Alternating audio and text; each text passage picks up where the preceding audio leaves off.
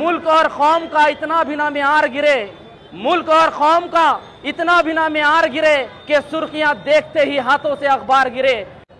आज का ये जो मुद्दा है ये बहुत ही संवेदनशील और सीरियस इशू है, क्योंकि मैं एक जर्नलिस्ट होने के नाते रोज़ हर सुबह और हर शाम इस तरह की खबरें हमारे आंखों के सामने से गुजरती है।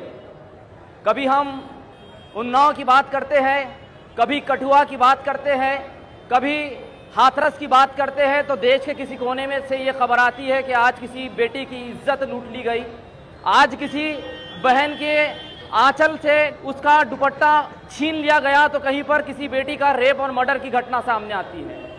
और आज हम यहाँ पर जिस इशू को लेकर जमा हुए हैं वो बेहद दर्दनाक और अफसोसनाक विषय है कि कोलकाता के आरजीकर मेडिकल कॉलेज की 31 साल की ट्रेनी जूनियर डॉक्टर के साथ जो बर्बरता की गई वो बेहद अफसोसनाक और दर्दनाक हादसा हमारे सामने आया।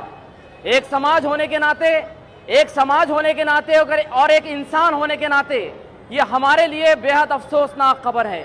लेकिन हम जिस देश में रहते हैं, जिस समाज में रहते हैं और जिस सोसाइटी का हम हिस्सा है, उस सोसाइटी में बेटियों को, कभी नारियों को, महिलाओं को, कभी उनके सम्मान में ये कहा जाता है कि बेटी सीता होती है, बेटी सावित्री होती है, बेटी हाजरा और बेटी मरियम होती है।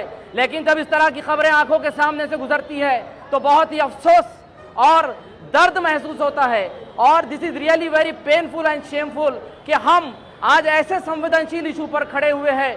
मेरी आंखों के सामने ये डॉक्टर्स मौजूद हैं, ये वही डॉक्टर्स हैं जिन्हें कोविड-19 के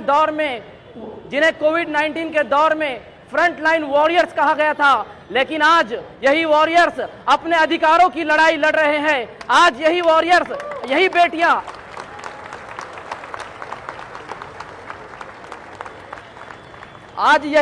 अपने अधिकारों के लिए सड़कों पर उतरी है। मैं ये पूछना चाहता हूं उन लोगों से जिनके पास ताकत है, पावर है, वो लोग चाहे तो आरोपियों को, वो चाहे तो बलात्कारियों को सजा देकर फांसी पर चढ़ा सकते हैं।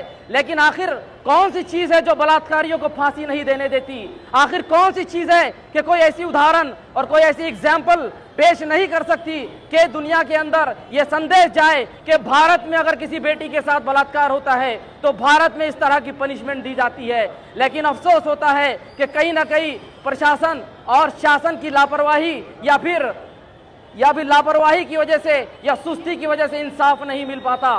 समय मेरे पास बहुत कम है, दर्द बहुत गहरा है, घाव बहुत ज्यादा है, मैं कहना बहुत कुछ चाहता हूं लेकिन वक्त इजाजत नहीं देता। इतना जरूर कहना चाहता हूं कि मुल्क